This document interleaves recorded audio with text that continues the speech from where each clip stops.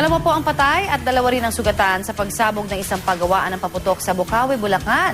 Damay po sa insidente ang isang gusali na 50 metro lamang ang layo sa pagsabog. Ano nga ho ba yung posibleng pananagutan ng may-ari ng factory ng paputok? Aalamin po natin yan.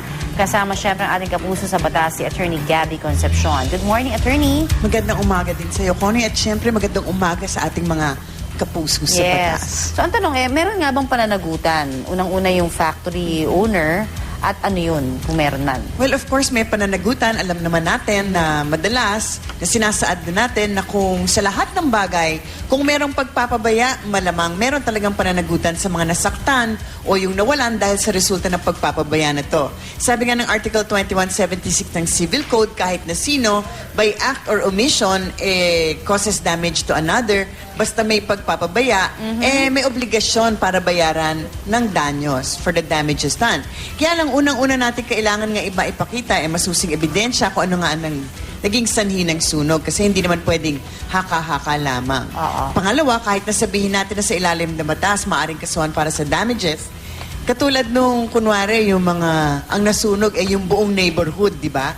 Kahit nasabihin natin na merong liabilidad, kung napakalaki naman at wala namang hustong pambayad yung kakasuhan, kahit na anong gawin mo, hindi mo rin mapapabayad. Pero theoretically, tulad nga rin sinasabi natin, theoretically, may karapatan, pero realistically, mukhang wala tayong makikitang kung walang pambayad. Depende sa extent ng damage. Walang hold, kumbaga, kung wala talaga may ibibigay. Oo.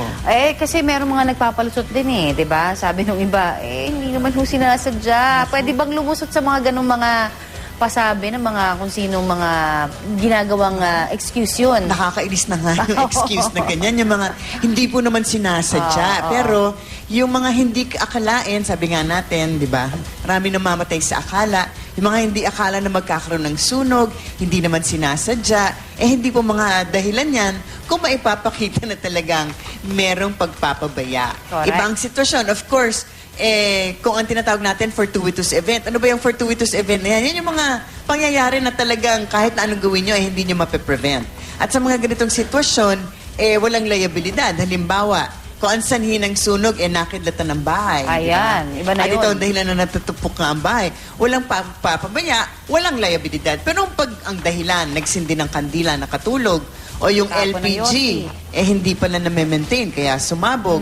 Itong mga to na pagputok, halimbawa sa pagputok ng isang pabrika, actually, di ba, ano kayang nangyari dyan? Mukha naman talagang may pagpapabaya kasi hindi naman sasabog, di ba? Kung walang kapabayaan. O kakulangan, no? Oo. So yun naman, wala ngang intensyon na magkaroon ng sunog, hindi naman pwedeng dahilan yan. Kasi kung may intensyon, ibang usapan naman. Krimen naman, hindi lang liabilidad para sa danyos perwisyon. At kung may intensyon na talaga magkaroon ng sunog, arson naman ang pinag-uusapan. So kahit na wala pong intensyon, pag merong pagpapabaya, at kung pagpapabaya ay grabe na, nagiging kriminal din ang kaso kasi criminal negligence, di ba? Okay. Ito kasi, meron din tayong mga nababalitaan in the past, di ba? Yung mga nagtapo ng sigarilyo, yung empleyado. Pag yung empleyado yung may kasalanan, diretso rin bang may liability pa rin yung factory owner? Well, kung ang kaso ay dahil sa yung kunwari pagpapabaya, actually automatic na may presumption na yung employer niya nagkulang.